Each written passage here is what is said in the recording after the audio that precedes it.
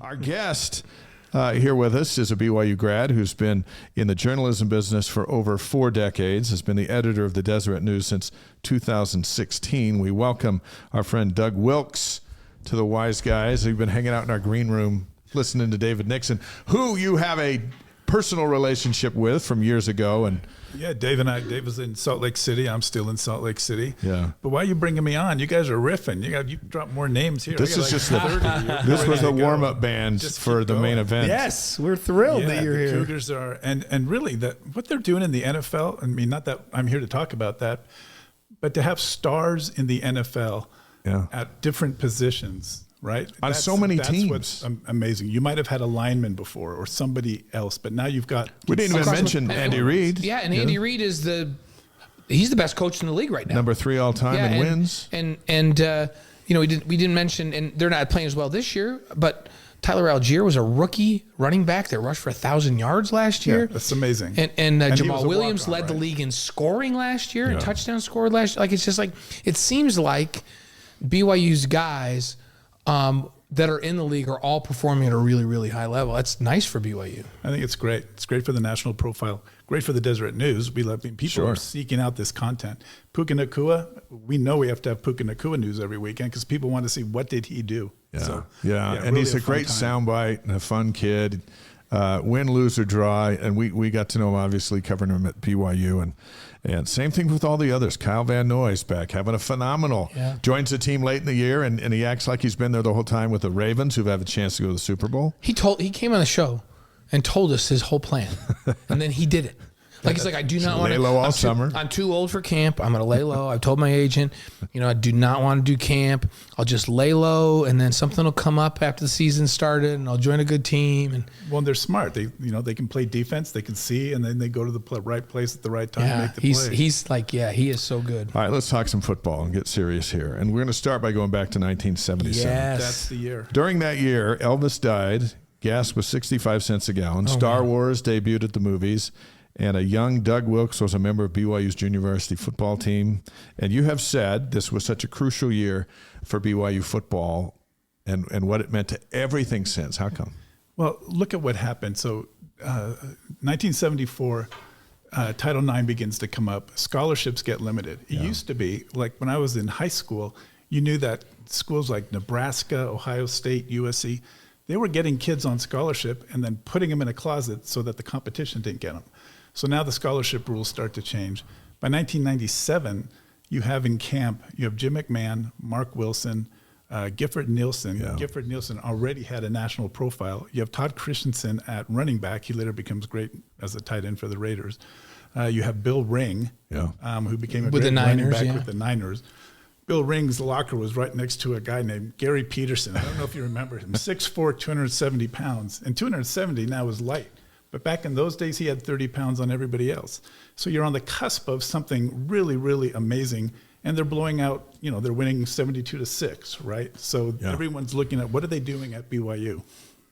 So that was kind of a remarkable time to be in camp. What was it like hanging out, wearing a uniform and being part of the program with these megastars?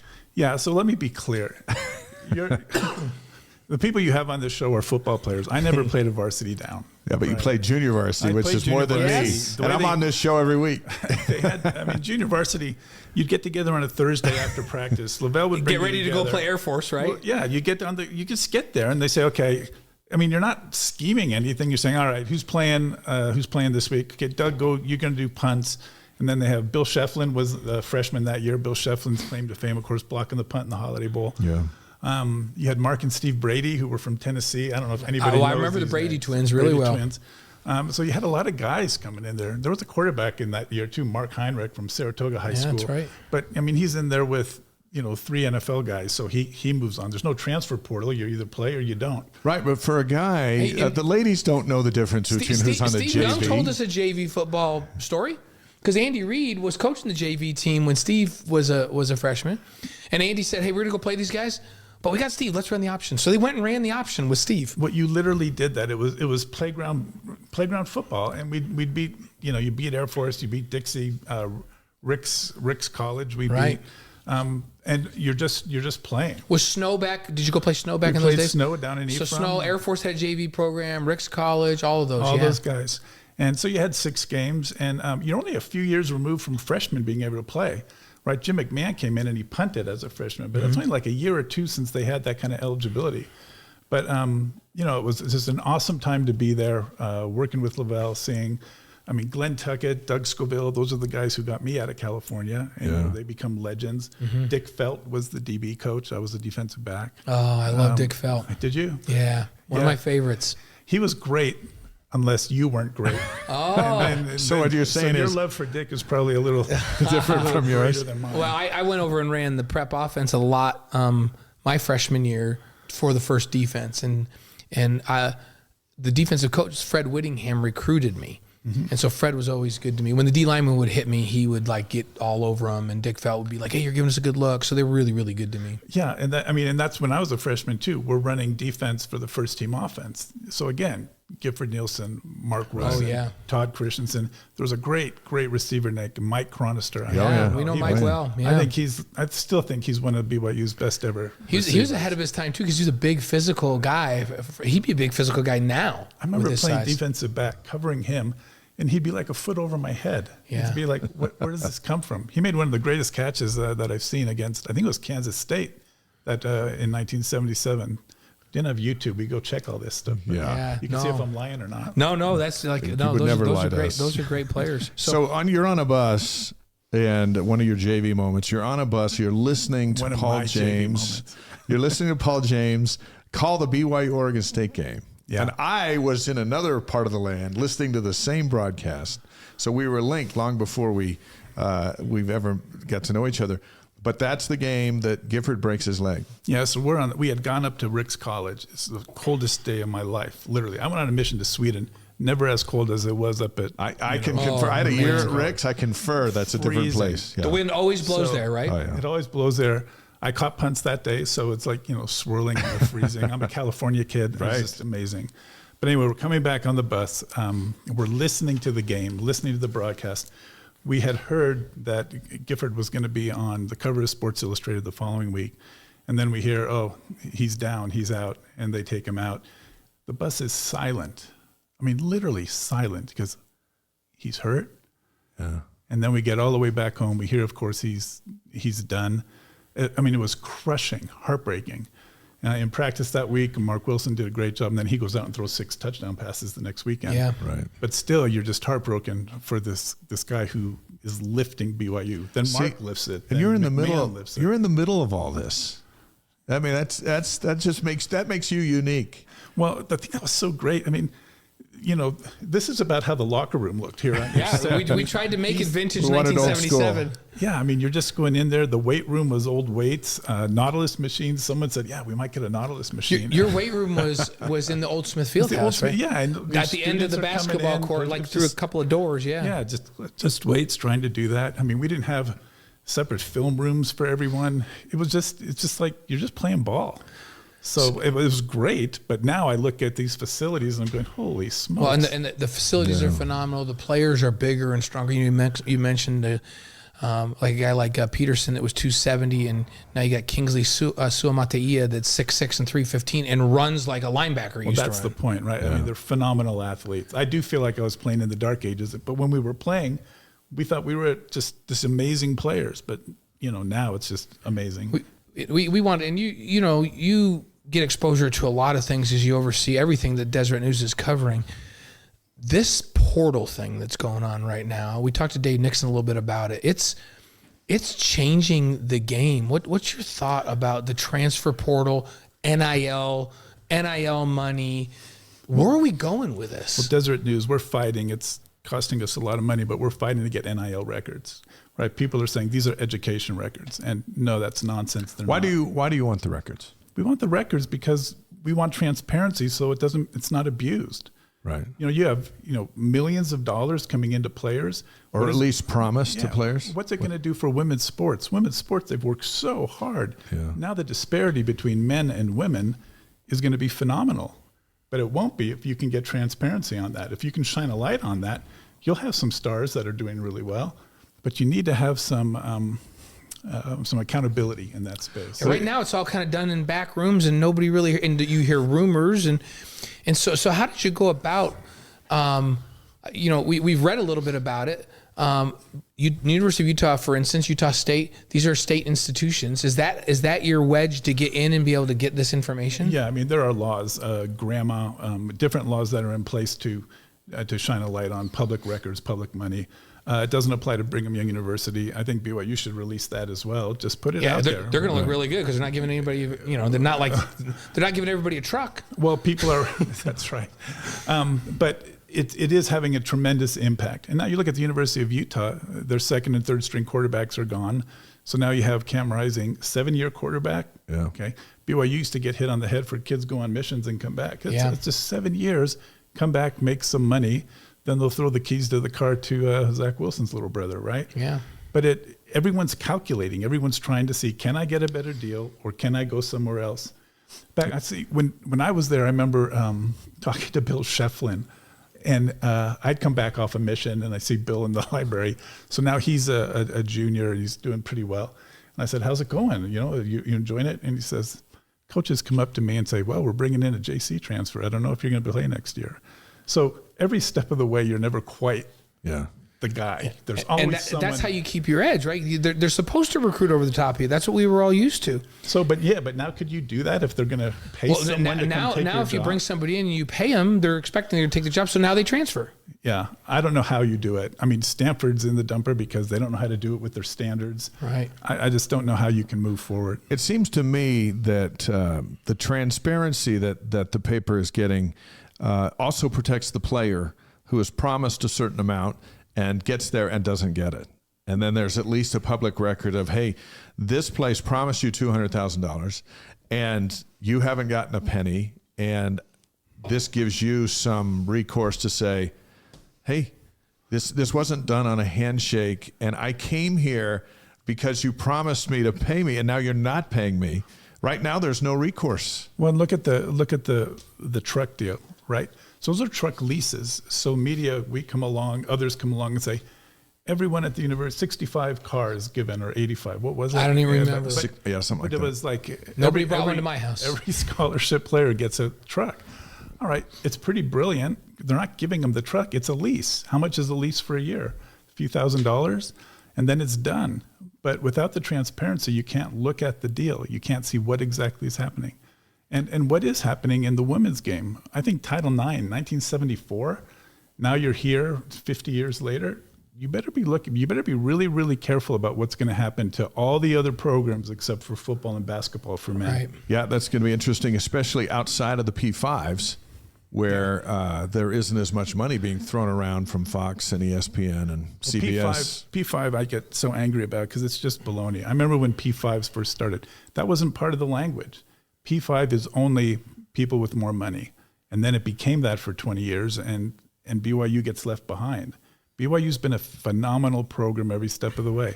Absolutely deserves the national championship. But just like Florida State, people will continue to disparage them if you're not in the money pool. Well, and then, we had the P5 language and then the Bowl Alliance and now the CFP, where it's like the haves, the insiders with the money, have been doing everything they can to keep the outsiders from being able to participate at their level.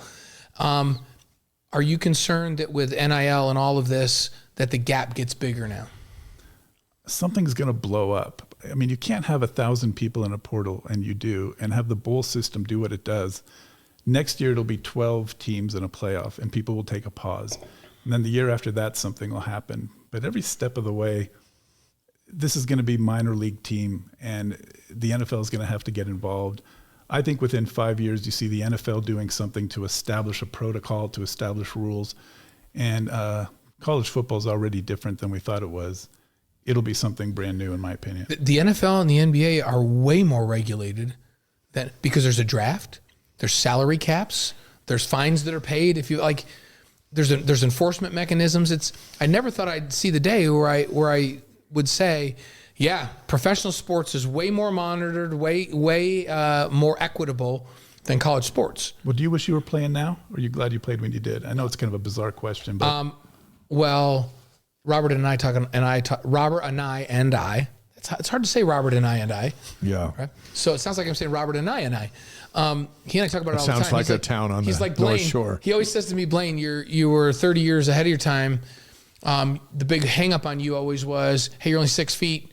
And we want 6'4", 6'5" quarterbacks. And now there's 6 foot quarterbacks all over the place, and they move the quarterback around, and there's RPOs. So I fit way better into today's offenses than I fit into the 7-step drop, stand in the pocket, deliver it downfield offense. So my skill set would be way better for today's game. But I don't know that I would like all the nonsense that's I love the way the game was and why we played back when I played. You played for the logo on your chest, and you played for your university. You would never think about sitting out a bowl game. Can I tell you? So they decided Robbie was going to be our starter, and Frank Kush from Arizona State immediately contacts me. Come down here. You can start for us down at Arizona State. Which is a violation, right? It absolutely is a violation. So wouldn't be Frank's first. But no, does that surprise anybody? But that went on, and I thought about it for a minute, and I just thought, no, I committed to these guys. I don't know if Robbie's going to get hurt or if, I got to stay here. These are my guys. Like nobody thinks like that anymore. And I stayed, and you know what? We end up getting a national championship. I play in that game. I play a lot those 2 seasons. Yeah, you have that key national championship moment where it all could have fallen apart. And I don't regret 1 minute staying, because everything that I've done since that point was set up by that time that I stayed with that group of people and the network of people that we were around then, and BYU's network, and players have a hard time seeing that, and I don't know that that's like it used to be. Well, BYU special. I mean, I talk about 1977 to 1980 to 84. I mean, the innovative offense, the coaching tree with Mike Holmgren, Andy Reid, that just continues for 50 years. I mean, over and over and over again. The special players coming through. I think the standards are essential. You have to have high standards. It's just a special place to be. And I don't say that as having gone to BYU. It's just a special place to be. We say that on the show all the time because we're the wise guys. Well, and it's funny. We have lots of friends that we work with. Brian Logan's a perfect example, who subs in for us once in a while here and works on shows with us. And he calls himself what does he call himself? I'm a double minority. Yeah. He says, I'm a double minority. We were like, what does that mean? And he says, well, I'm African American, and I'm not LDS. So I'm not a member of the predominant faith. So I'm a double minority. And he goes, and I wouldn't change coming to BYU. He goes, I had such an unbelievable experience because of the culture and what I learned and the networks I have. So you don't have to come and be a member of the predominant faith to have a great experience there. And people are learning that. And you guys are part of that. I mean, but this show is really great. I thought the Mark Wilson interview was fascinating because I didn't know that. I went on a mission. I didn't know he almost left. I didn't know the offense blew up. Then coming back, you kind of see, oh my gosh, that was fantastic. And you've had a lot great interviews. So keep it up. You got a lot of fans. You're on our list. You're in the group. You're in the group. Doug Wilks is the editor of the Deseret News. How many have turned off since I've been here? Since you've been here. They're all by here. the way, Forrest Gump 12 Abel just joined us from Beaumont, Texas. And Coog Dude is in from Durham, North Carolina. We got live streamers all over the world. My brother Rusty's watching in New York. So in New York? Very nice. Hey, Rusty. Is he in the city? Is he or upstate? He's upstate New York. He's in Jimmer Fredette country, and he's got a lot of Fredette. He's up stories. Albany area. Clifton Park. Up there. Yeah. So I'm from New York. So are you? Yeah, I grew up in upstate New York. So we got some more football for you here in a sec. But let's take a left turn for a moment. The Deseret News is going to turn 174 this next year. How hard has it been to keep the paper relevant the way we've changed our reading habits over the years? Very hard. Yeah. I mean, it's older than the New York Times. You mentioned it on your lead-in, how old it is. You just have to continue to push forward. Now, here's the thing. Salt Lake City, the Deseret News, a metro paper, we're a national paper, a national brand, international. So our aspiration over the past 5 years, 10 years, has to be something different. You have to be relevant. What can we bring that others don't bring? So we focus on truth. Truth is hard to come by these days. So we look at that. We're willing to take criticism, but we're willing to do something a little different. We still love covering the Wasatch Front. We absolutely do that. It's important because Utah, we think, has a special place, right? It's getting the Olympics again. And talking to Governor Cox today, I asked him specifically, I said, look, do you want to be one of those 3 host cities that are permanently in the rotation? He said, yes. So right now you could do 3 host cities and then they'll have a guest city, for the next 50 years. Which is a smart idea considering the expense. Well, no one has the facility. We could put on the Olympics in 6 months. Someone stands up and says we need 40,000 volunteers, whether it's the governor, a church official, whomever, and you're going to get them. And you have the facilities. And you have the excitement, and you've got the media, right? BYU's got a truck. You want our truck? You got a truck. You just do what you need to do. and think about this. By the time the Olympics comes, which is 34, right? Probably. You could have Major League Baseball could be here at that point. We already have NBA. NHL could be here at that. Like in the next 10 years, sports in this market are going to expand even more. What's your thought on that? And is that a good thing for this market to have all these major league sports teams and to have the Olympics? Is it good for Salt Lake City? I think it's good. You want to keep the identity of Salt Lake City and Utah, right? There's something that makes this area special. You don't want to lose that. We talked to officials in California and in Portland and in Seattle. Without giving anything away, they looked at Portland and there's trouble up there, right? Yeah. There's infrastructure trouble, there's homeless trouble. Seattle, same thing, having some trouble. And it's not liberal versus conservative. It's simply, can you make the right decision at the right time and prepare this state so it can keep going? That includes Silicon Slopes and technology. It includes housing. Housing is one of the key issues going forward. Growth is coming. So it's not going to stop growing. Can you manage it in a good way? Can you provide education? Can BYU and the University of Utah have innovation centers that really work together? And people are talking.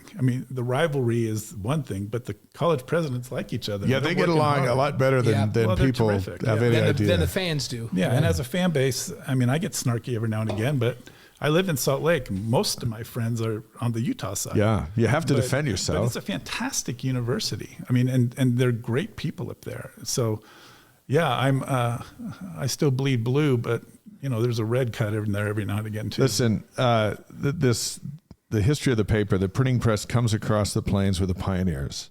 Arrives in the Salt Lake Valley in 1849. Started printing the Deseret News the following year. Why has the paper been so important to its owner, the Church of Jesus Christ of Latter-day Saints? Why is it so important to have a paper? The church has always tried to get news and information, to the masses. Back before the pioneers came across, they had times and seasons. Yeah. They always had some way of saying, how do we get information out? And there has always been misinformation. So you need a vehicle to do that. And in 1850, it was, hey, we propose to do a small weekly that we'll have, and then it talks about the different things it'll have. It ultimately becomes a daily paper, afternoon paper, morning paper, And now you go from, 100 and something thousand circulation to millions and millions and millions every month. And it's like, well, yeah, why would you print a paper when you're reaching people who wherever they are here, they can come in and look at the Deseret News in 4 minutes. Just put it in there and get everything that Dave McCann is writing. So go to the Deseret News and search if Brigham Young could have got away with not getting newsprint on his fingers and hit a button and have it all appear on his screen, I think he'd vote for that. It is remarkable, though, and it's work worth doing, right? That's the point. It's hard work, but it's work worth doing, and we really are trying hard to provide something valuable for those who will come to us. You mentioned a minute ago, truth is important to you, and that's a commodity that's getting less and less out in the marketplace, especially with social media out there where there's no accountability to tell the truth whatsoever. So what's the biggest challenge facing Deseret News moving forward with all of that in mind? Well, the financial model is tough, right? You have to earn your keep. You have to be valuable. And also being consistent, I think, is our number one thing. Influence is our currency. Being consistent gives us the ability to do that. Independence is important. Like, when the New York Times or the Washington Post is looking at what we're doing, or they contact us and we know them, we work as journalists together. But we also have Deseret Magazine, thought leadership, faith in thought. We feel a need to protect the First Amendment, but that's freedom of religion. That's freedom in the public square, the right to gather. All those things are being attacked and addressed, right? What's going on college campuses? Can you have free speech on college campuses? It's kind of amazing what's going on. Mm-hmm. So we feel like we want a place in there so that we can put forth news and information and commentary that really helps you understand the world around you. Former BYU football player and editor of the Deseret News, Doug Wilks, on the Wise Guys. My brother was on the JV basketball team, so he reminds me of it, so that he played, and I'm just like, oh, I'm good with that. I got to tell you, here's my Dave McCann. It's the first time I met Dave McCann. I'm working as BYU 1983 or something, and in the journalism program, and here comes this, and I'm in at the Daily Herald. Yeah. And Dave's some scrub kid from I was 13, I think. Yeah, you were working at the Daily Herald at 13, yeah, right? So, something like that. And 13. Two things. One, Dave walks really fast, and he always has. He walks really fast into the newsroom. I go, who's that kid? And he says, he's collecting string. He's getting, and it's great because you need prep writers. And the only thing different between Dave then and now is hair's back a little bit. It's back a lot. But the youthful face is exactly the same. But who knew I'd be on hey, listen, the world-renowned Wise Guys podcast with Dave McCann. And I got $9.50 a story back then, and I get a little bit more now. Yeah, well, I was making $220 a week, so that was my first. That was my first job. That's amazing, and I was glad to have it. Those were great. Those were great times. I was still a paper boy for the Herald when I was writing. And so I would deliver papers with my own articles. Did I get any more tips from my people? No, I did not. You were, yeah, we all, didn't we all, you deliver papers? I deliver papers. I think we all deliver papers. I didn't have a paper out, but our neighbor had one, and I delivered them a few times, and I said, why would anyone do this? Yes. So we could get our own McDonald's money is what it was. Yeah, but I started in 83 when the floods happened. That's how I got involved, and my grades tanked, but I got clips, and back then you needed clips. So people laugh at me when I say, well, if you guys could come back to 83 and see that they've built houses up here where there used to be a lake. I always get worried about that. Is it ever going to get back to that? I don't know. Well, we want to, since you were a former player and a former football player, we're going to talk a little bit about football for just a minute. How do you feel about the first Big 12 season for BYU? And it doesn't have to be specific to football, about all these sports in the fall, but let's talk some about what you thought about football. Okay, I talked about truth, so I'll tell you what I thought. Yeah. It drives me crazy when they go into and I like Kalani. I think he's honest and strong, but he says, yeah, we have to look at the film. There are plenty of things we can tweak and change, and we need to work and improve. But you're on game 8, game 9. Do that at game 2, game 3, or you have a 3 or 4 game skid. And it happened last year too, right? You've got to get in there and fix it. And, you're analysts, you're looking at this. Same with Hans Olsen. There's looking at, it's schematic. If there are holes that are wide open, you're not in the right gap. So sometimes I wonder, we don't, and we do get to watch film and talk to them once in a while, but one thing I've never heard a coach say, because they'll never do it, but just once I want a coach to say it. Nick Saban might say it sometime, but you know what? We've taught them the right thing every week for 7 weeks, and we just have some really stupid players. Like, we've gone through it like 9 times a day with these 3 guys. But, and then the question is, will you not have enough depth to bench those guys? The guys that aren't doing it. But there's some of that every year too, because I know that coaches, and Klein doesn't have a lot of hair to pull out anymore, but where you just go, my goodness, how many times are we going to go through this gap? But then you have to step back and say, do we need to have a different teaching? I love that Dave Nixon, you were listening when where Dave said, if you got a guy that's really, really capable, but his problem is that every once in a while he's just lost, are you using the right learning method with that guy? And maybe you need to teach him completely differently. And isn't it on the coach to adapt the learning model for every single individual that he or she coaches to make sure that they get it? And so that's something they need to look at in the offseason. So as I look at the season, there was a little bit of bad luck where you have 2 NFL quarterbacks go out, and now you bring in a transfer who has to see, and Keaton did what he did, and there were some good things seen. BYU has always been playing above average, playing like a P5 team, winning 5 Pac-12 games in a row. So you feel a little bit heartbroken that you took a step back, because it's not that you played well the last 2 games, which they did, but they got blown out in the 3 previous. If you didn't get blown out, if fumble here, bad luck here. Would feel better. You'd feel better. Yeah. You'd feel better about how competitive it was. And I did feel good about that last game. I mean, you lose in double overtime. It's heartbreaking, but that was a good game. Yeah. So I think the future's bright. I go along with you. It's that definition of insanity, doing the same things over and over again and expecting different results. And sometimes it feels that way as you're watching it going, you know what, we're going to run that zone read until until the end of time. And maybe it'll work, maybe it won't. But I think fans want to see, like you said, they want to see, hey, wait a second. This doesn't work. Let's do something else, which doesn't mean, hey, revamp the whole offense. It just means show us that you spent 5 days at practice and you came up with something else. And sometimes the best coaches, and there's a true skill to this, that they can come in the fall and they can look at a group of guys, whether it's on offense or defense, and go, you know what?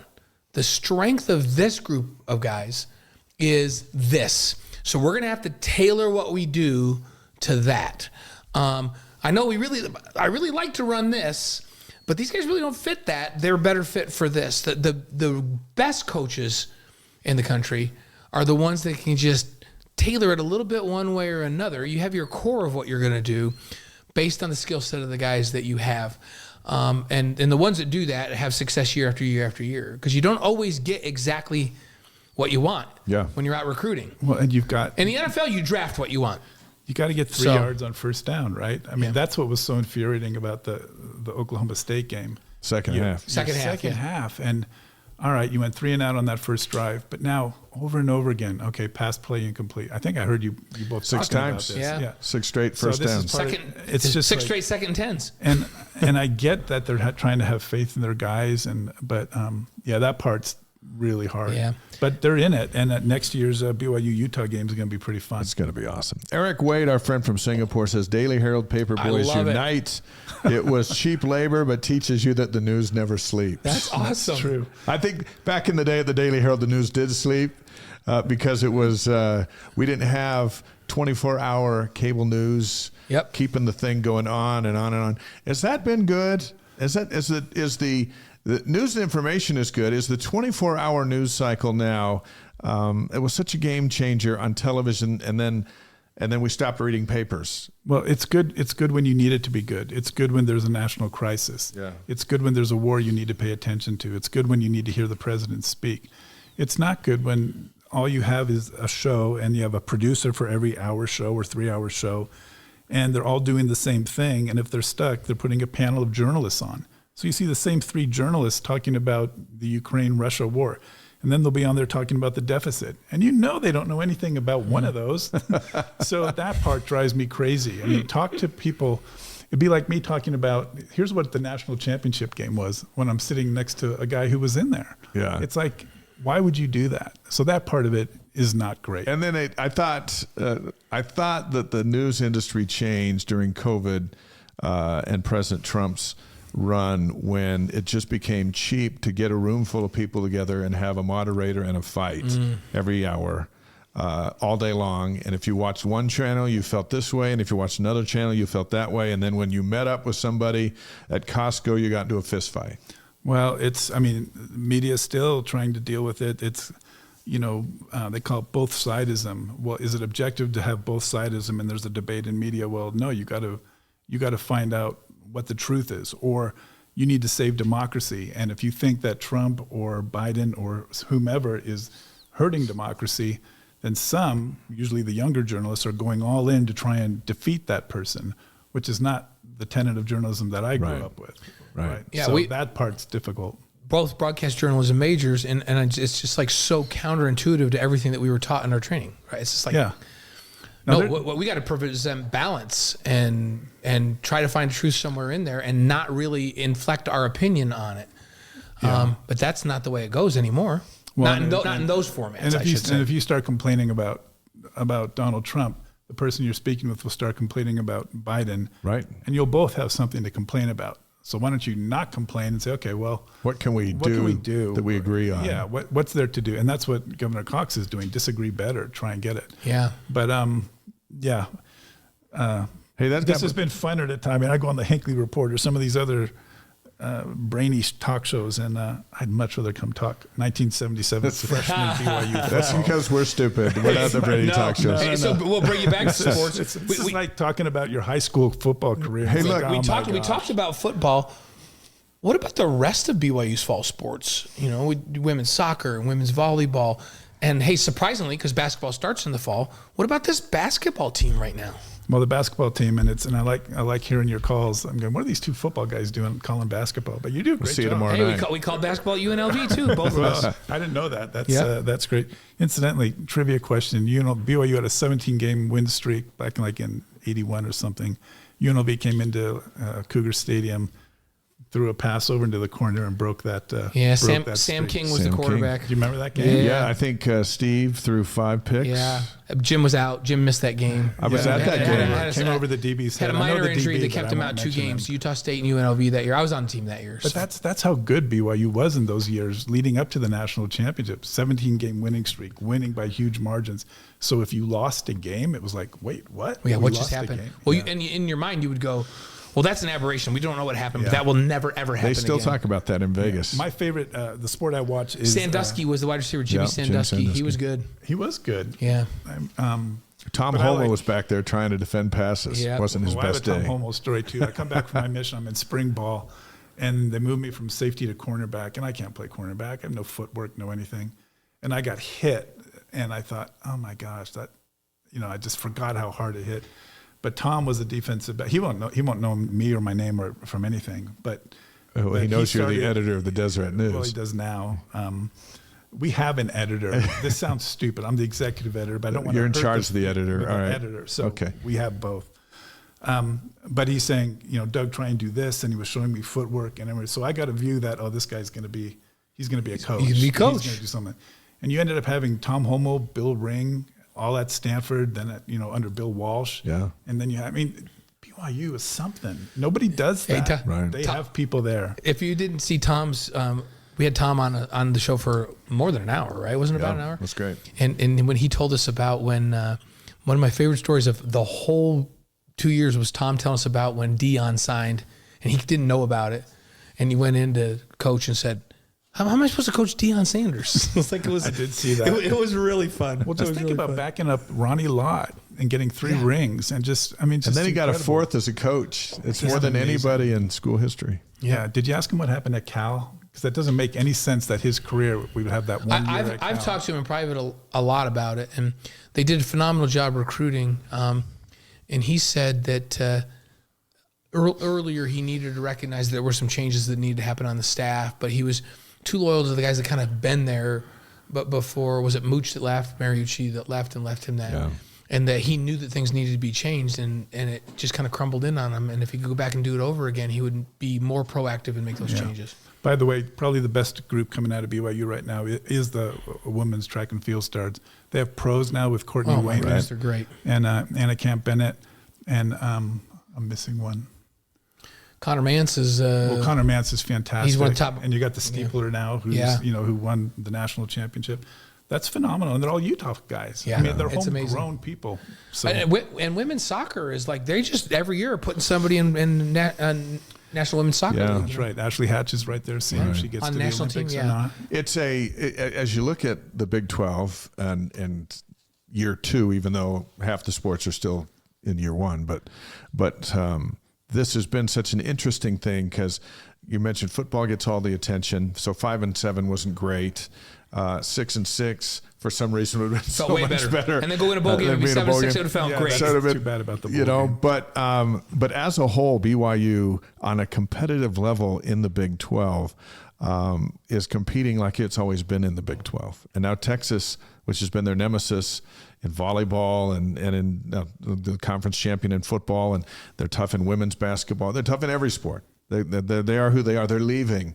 There's a opportunity for BYU in year 2, 3, and 4 to move into the upper echelon of the Big 12 and act like they've always been there. And I think they can do it. And the thing that's so interesting, folks in Salt Lake City think University of Utah is the one to do that. So that heightens the rivalry. Again. Yeah. Because BYU thinks, no, we're pretty darn good. Here's our record. And University of Utah says, yeah, well, we did have two Pac-12 championships. So I hope it's friendly. I hope it's cordial. It's going to be awesome. It'll be awesome. And it's great for our business. Utah's had a huge advantage being in the Pac-12 the last 10 years that they don't have anymore. And now not only do they not have that advantage, now they're in the same league. People forget when BYU and Utah were in the same league, it was the other way around. Well, and it took 9-10 years to get a championship for Utah. Right. So we're here talking about the first year. Yeah. And it's like, we needed 2 more games. But I don't know that Utah competed in all the other sports the way BYU's competed in the fall. No. I mean, it took all of the sports some time to, with a few exceptions, to make it where I feel like BYU was Big 12 ready in almost all fall sports with the exception of football. Yeah, so who's BYU's quarterback next year? It could be somebody in the portal. Do you think it is a portal? portal? They're not going to pay $2.5 million for him. No, and here's the other thing. People are discounting Ryder Burton too. They forget that they brought Ryder Burton in thinking he was the next Zach Wilson, and he's just a freshman. Really smart, can spin it like crazy. Little different style because he's not a big-time RPO run guy, but he can run. And so I think that job's up for grabs. And I don't think they're just going to take anybody out of the portal. If you got a superstar, which I don't think they will, you could get a one and done. But I think if they're going to get somebody in the portal, they need somebody that has a couple of years. At that position. And have them compete, right? You can't give them the job. You recruit over the top of quarterbacks. That's just what you do. You have to, because you don't know who's going to turn out. It's the most unpredictable position to project. From junior college to big time, from high school to, it's just such a tough position to project who's going to be good and who's not. If we learned anything from this season, I think as long as Aaron Roderick is the offensive coordinator, there will never be a quarterback on the field that doesn't run the RPO. Well, then, and if now you've limited a certain number of people who are coming in. And so that in the portal, whoever they go get is going to be an RPO guy. The guys they recruit henceforth are going to be RPO guys. If Ryder Burton doesn't evolve into an RPO guy, and there's no reason to think he can't, he won't play. Aaron learns. Which let me tell you something, is a huge mistake to make that statement, and he has made it. Because my feeling is, if you got a kid that wants to come here, and he's the best drop back passer in the country, which BYU has the capability of getting. So say there's an LDS kid coming out of Arizona, because John Beck's not an RPO guy. Right. Max Hall's not an RPO guy, right? So if you make that statement, then you're eliminating some opportunities, because if John Beck's coming out, I want John Beck, and I will change my offense to fit John Beck's needs because he's an NFL guy. What we learned with Slovis was, here's a kid who throws for 11,000 yards. He's not an RPO guy. He's not a runner. Tried to make him a runner, got him hurt, and then we had to put in a JC kid who never played a Division I down. Not to say that he won't be great someday, but that's what we had, and we lost 4 games against 4 good teams. But when Slovis came in, we were all under the impression, and talking with Slovis and talking with Aaron, that they were going to sling it around, because that's what he does. He did it at USC, did it at Pitt. He didn't run the option at any of those places. But then we started seeing him run the option, start taking hits, and that's not him. Yeah, we found out he hurt his shoulder in the Arkansas game. And he tried to play with a bad shoulder until they got enough games under their belt that they could save the redshirt year, for the other quarterbacks.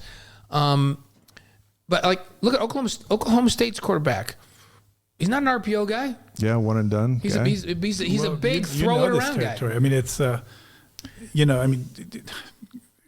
he did have the best running back in America. Yeah, he did, because Ollie Gordon was something special. I don't know. I think it's tough. I don't know how people survive in coaching, but you know what RPOs do? RPOs bail the coordinator out. How many did Taysom Hill bail Robert and I out by just running? Yeah. Jaron Hall running. Zach row, Wilson running. Yeah, got hurt, paid the price for it 3 of those 4 years.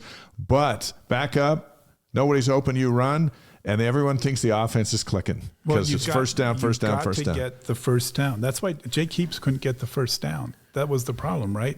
Amazing arm. He wasn't going to run. He wasn't going to run. So you've got to get in and have to. If it's 3rd and 3 or 4, Don't you, as a quarterback, say, "Okay, I'm going to take it and go if I have to," or do you never go there? If it opens up, and Ryder Burton is more athletic than you think. I just don't think that Ryder Burton's the guy to come run this, like literally a triple option, run, an RPO where it's like, do I give, do I keep, do I throw it? Like, that's going to put pressure on the defense, going out there running like a Taysom Hill will, right? Or even like a Zach. But Ryder Burton is a guy that would drop back, and if everybody's covered and you leave a run lane, he'll go run for a first down. He'll go run 9 yards for a first down. But a true RPO guy, like this dual threat, we should describe a dual threat because they're talking about we got to have a dual threat guy in today's game. Well, Caleb Williams is a dual threat guy, but he's gotten hurt a couple of times. And they lost a lot of games. And they lost a lot of games with a dual threat guy, right? No defense. No defense. You got to have some defense with the dual threat. The best team in America for the last 2 years was Georgia with a quarterback that's a drop back guy that can run enough, but not run an RPO.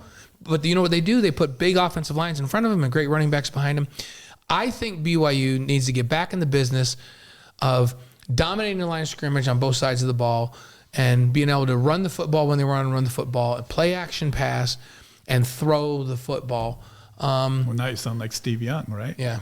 Steve Young could run, but he became the best passer in the NFL how many years in a row? A lot of years. And they didn't run RPO with Steve Young. That's right. But even though they could have. Yeah, and he kind of ran his own RPO. Well, no, but Steve Young was the guy that would make you pay if you didn't contain him or if you left a rush lane open. Yeah. And I do think you need to have that. I think you have to have a quarterback that's mobile enough to bail you out and make a defense pay if they drop 8, right, and can find those lanes. But I don't think you need to have a quarterback that's a dual threat. Guy runs a 4.5 40 and is going to kill the defense because we have an extra running back. Go recruit running backs and get big linemen and have your quarterback throw it all over the place. And BYU can do that consistently. So that's just my opinion. Do you have any eligibility left? I wish I still had some. Got to be a year in there. Scrambling would be would get him. The Spanish Those linebackers are fast. And here's the thing: I can run RP. I could. Not now. I would die. Like both hamstrings would fall. But in my peak of health and age, I could have run RPO all day long. But if you're going to run RPO, you have to have a backup that runs RPO because your guy's going to get hit and get hurt. And if you're going to run drop back, you've got to have a backup that runs drop back. But when Slovis went out and Retzlaff came in, totally different quarterback, totally different offense. Different skill set. Yeah. 4 legit defenses going up against. He had such a small margin for error, and then he made some errors that were huge in games that he could have won. And really could have taken that job and said, guys, I beat Oklahoma. I beat Oklahoma State. I'm your man. Then he would come into it. And it would be totally different. One, right? Yeah. But now it left you scratching your head going, what we can't do is go into year 2 not knowing that position's not secure and the guy behind him is ready to go. But is it his fault on that 100-yard interception return? Or did they call the wrong play? No, it's his fault. They gave him the option. He's supposed to hand off. No, they didn't. He's supposed to hand off. Okay, so it was wrong. Yeah, and he mentioned after, he goes, that was my mistake. AFR. Yeah. After the game, he's like, that was my bad. Yeah, that was my mistake. And we wouldn't throw him under the bus, but he threw himself under the bus. And it was brutal. And live and learn. But you win that game, then you go back to Oklahoma State playing with house money. Yeah. And now you might be in the Pop-Tarts Bowl. Instead we're which I'm really disappointed I got chased from the Cheez-Its Bowl because I love the Cheez-Its. You just need practice. So those guys are having to weight lift now. We are on with Doug Wilks, the executive editor of the Deseret News, which is based out of Salt Lake City and covers the world. You ready for 5 questions? Oh, yeah. I forgot we do that. Yeah. Yeah. Oh, yeah. This is like we're going to see how you know. No, we never do. We never do. These are first thing that pop into your head questions. So here we go. Favorite sports movie? Favorite sports movie? Well, it's stupid, but it's Brian's song. Why is that stupid? No, that was just the anniversary the other day. Brian's song did we was just a good have movie. on that said that? Right. So, it might have been Harvey Longy. Yeah, Harvey might have said that. Yeah, that was a good movie. Brian's song. Yeah, Plus, that's Gil good. Sayers, I was a fan. I can watch that movie still and cry. That's a sad one. Like it's amazing. Go Bears. And who was the co-star of that? James Caan. James Caan, the guy from The Godfather. Yeah. He played He played the lead role, right? Yeah, that was good. So All good. right, Brian's song. Okay, your favorite singer or band? The Who. The Who. Oh, see, now that's Classic old rock. school. That's good Did stuff. you ever see them in concert? I did not. I mean, I saw some good concerts back in the day. What was the best one you ever saw? Tina Turner. Really? She's an entertainer. Yeah, she was an entertainer. Crosby, Stills, and Nash was great. You know, I mean, that's Did you ever see Def Leppard? No. Oh, you should see Def Leppard. I don't think I should. Hedrick and I have seen him like 4 times. I don't. Yeah. Okay. Is AC/DC your favorite? I like them all. I like a lot of different stuff. I saw them in concert in Vegas, and that was awesome. Yeah, You probably saw everyone in Vegas. We've seen a lot. Everyone came to the Thomas and Mack in Vegas. Everybody that is anybody. So, okay, your favorite breakfast cereal. This is important. So think, you know. This is easy. Captain Crunch. Okay.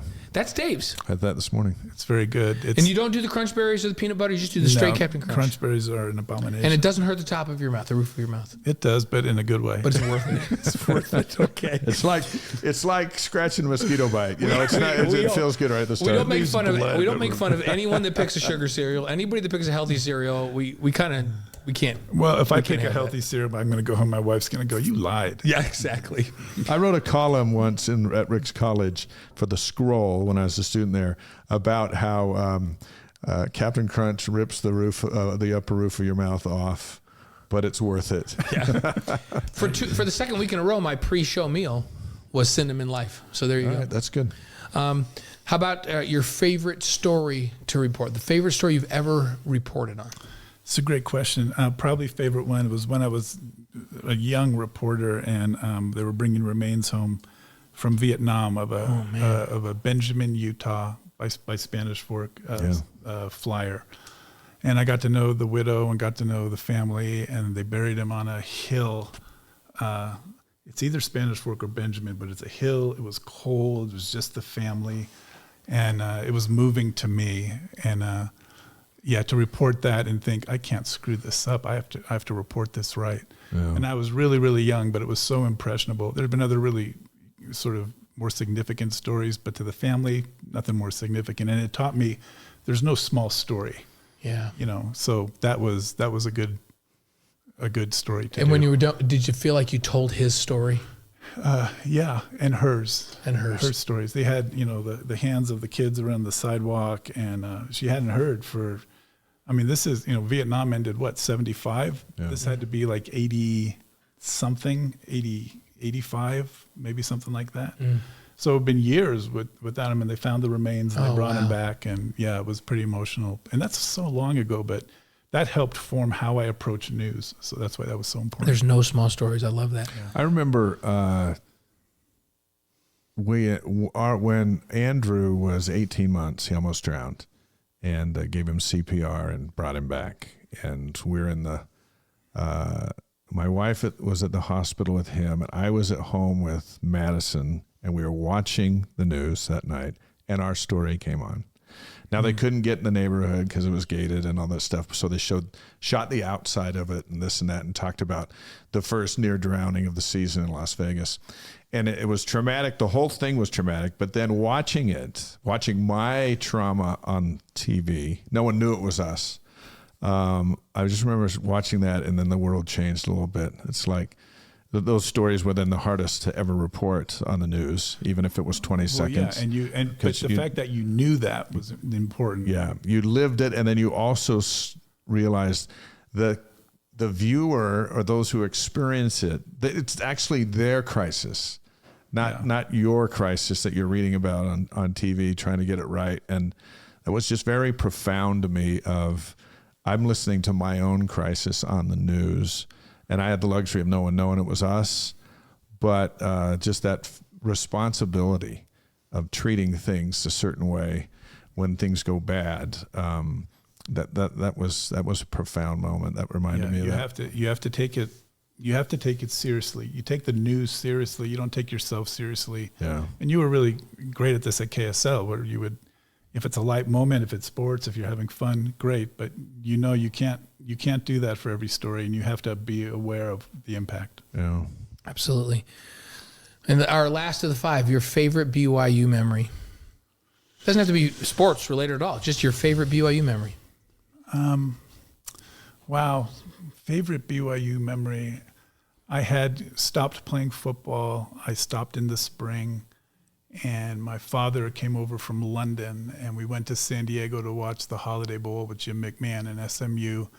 and it was as miserable a game as I'd ever seen. But we stayed. You stayed. And then the last 5 minutes were fantastic, and my father and I were leaping around and jumping, and it was this most amazing thing. And then the headline in the paper was, miracle finish, miracle bowl in the San Diego Union. Yeah. And that's probably the favorite for all the reasons you can think of, for family and not being on the field with, and I know those guys then, right? Because I knew who they were. And then you think, man, what if I should have stayed played? You always think you should have still played until you realize that you're putting in 5 hours a day doing something. So I could be a third string something. So. Yeah. But that was a good memory, and there's a lot of them. I mean, you mentioned Danny Ainge was a freshman in '77, and what he did in his career was amazing, and all the guys that followed, right? Fred Roberts and just all those guys. So it's worth understanding your roots, and so all those guys who are playing so well right now in the NFL and everywhere, I'll have a lot to thank for guys, like you and others who put the time in. So Wally Joyner was there during your era. We had him on the show a couple weeks ago. Fascinating story. He had so many great stories. Well, and he's great in the baseball program. I like baseball. My son-in-law pitched for BYU, Brandon Kinzer, and getting involved. I mean, nothing better than Saturday afternoon, just a few folks in the stands, but it's sunny. You're back there with Gary Scheide. He's telling a fishing story of some sort. Gary Scheide, his daughter was my niece's roommate at BYU. It's just, there's all these connections. Yeah. So that's the power of sports. It's the power of the show. It's the power of Cougar Nation. We're all connected by so many things, and so much of it that's good is connected through sports. Yeah. Well, even my brother and I, we talk about upstate New York, and you're from there, and Jimmer Fredette, and we're texting every Saturday, right? And, saying, really? Really? How many times do you type that? So it is. Sports is great, and that's not the only thing. At the end of the day, okay, it's BYU a nice win 5-7. Let's move on to Christmas. Yeah. So it's a nice diversion from the hard realities of life.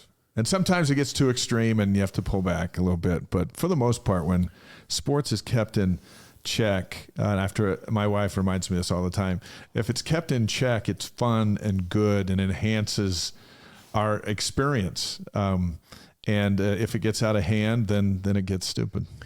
Yeah, and when Governor Herbert came on, he mentioned, hey, sports is part of the fabric of society, and it can be a really good force for positive things, and can bring people together and connect people and all that. It can also get ugly if rivalries get too, or if you get so caught up in it that you're just depressed because of what 18-year-old kids could or couldn't do on the field. Then it's taken it too far, and but there's just so many good things that sports brings to our society. There's so many personal stories. I mean, you could have Mark Wilson on again and fill an hour and a half and be fantastic, or any and the non-stars, right? I'm a freshman scrub, but I got to go against Todd Christensen and Gifford Nielsen and Mark Wilson, and those are pretty good memories, even though you're not, I'm not on the field in Cougar Stadium, just watching that and then thinking about it, and then watching Christensen in the pros, and you watch all these guys in the pros. Zach Wilson, will he have a second chance with a different team than the Jets? Let's hope so. I agree with you that, not to bring this to a screeching halt, but that's the worst organization. My brother Mark, get him out of there. Go get him someplace good. Go somewhere else. My younger brother Mark, the youngest of the 10 McCanns, was the scout team quarterback for 1 year at BYU, and Rob Morris, they go up against the defense, and Rob Morris happened to be the linebacker. Hit him every day, hit him hard, and that's his. After a year, he goes, you know what? I'm moving on. Well, I don't need this in my life. Well, but the memories of the freight train coming in. It is, and did you have concussions? I'm sure I did. But we didn't. I remember getting hit. There was no protocol. I ran. No, they hold up fingers. I ran over to our sideline, and got hit. And I think the first thing that hit the ground was the back of my head, 5 yards out of bounds. Because I remember Mike Holmgren telling me, "What are you doing? Like, why are you doing that?" And I remember multiple times, like silver. They say you see stars, like little silver things flying all around, and you do this and and they go, "You okay?" "Yeah, I'm fine." And you run back out of the field. But that doesn't happen anymore. Now when you go, I've got little silver things flying around, they take you out, right? But you probably think about, boy, I hope I'm okay in 20 years. Yeah. Right? I mean, you have that. Every now and then his concussion show up on the show. My wife reminds me that something's messed up. It can happen. Was it great being with Holmgren? I forgot he was your coach. Yeah, so Andy Reid was our graduate assistant with quarterbacks. Mike Homer was our quarterback coach. Ted Tollner was the year before that. I was recruited by Doug Scoville and Fred Whittingham. We have that in common. Look how we turned out. Yeah. Right there, sitting next to each other. No, we had, and Norm Chow was our wide receivers coach at that time, and co-play calling with Mike Holmgren. And Norm was a genius in what he was doing and the demands that he made and how he just demanded excellence. When I look at like 1983, who I think is one of the greatest football teams of all time, with Steve Young at the helm for us at quarterback, and we lost that opener to Baylor and then didn't lose the rest of that season, finished number 7. 84, 85. I get thinking, man, we must have been really, really talented, and we had a bunch of NFL guys. But then I look at those team pictures and I look at the coaching staffs. I'm like, wow, this is like a who's who in coaching. Maybe we weren't so great. Maybe we were really well coached, because that makes a huge difference. And some amazing coaches that Lavelle brought in that blossomed and went on, coached us up during those days. Like I feel unbelievably blessed for who I got to be with in terms of coaches during that time. Yeah, so really the games don't matter, but what you learn, that relationship, being in the locker room, and even being in some of the huddles with Lavelle, where he would say so little, and you kind of go, man, this is, he really is letting his coaches coach, and he did. Yeah. Or the exit interview. Like I had an exit interview after freshman year, and I didn't really appreciate that Lavelle was Lavelle, because it's I'm a freshman kid. I'm about to go on a mission, and I didn't know. And not everyone was going on missions at that point. Right. But I wish I had appreciated that a little more in that moment and gave a little more thought to seeking his advice. Well, that's why we get wiser as we get older. Wow. We look back and we go to our kids, hey, you should listen to this, or you should do that. Our two graduate assistants that my 1 year were Andy Reid and Kyle Whittingham. Yeah, they turned out okay. They're doing all right. They're still doing all right. Doug Wilks from the Deseret News. Thanks for driving all the way down here to our secret location. Thanks. This is fun. Don't tell anybody where this is, because this is a non-disclosed location. This is a cave. This is quite something. So now we had Sherry Dew on here a while back. Now we've had two major journalistic execs. Yeah, two major media moguls. Moguls is what we call them. They're media moguls. Together, she's great. But that's the thing, right? You can talk sports with anyone. And Sherry's great talking sports. If we ever have a meeting going south, we bring up BYU and we know, okay, we can Sherry's like wise man. She told us about her experience as an all-state basketball player back in Kansas growing up. She was good. Did you see her lines? Should have played at BYU, but she said she was too shy to play at BYU. She was really, really good. Yeah. Great we player. could have used her. Yeah. We could have used her. And she had great insights on basketball. We talked sports with Sherry. We talked everything with Sherry, but we talked sports with Sherry, and she was like on the money. It was fun. Well, we got to get that Deseret News basketball team back going. Yeah. Yes. Yeah. So we'll start the ski school again, and then we'll go basketball. Ski school.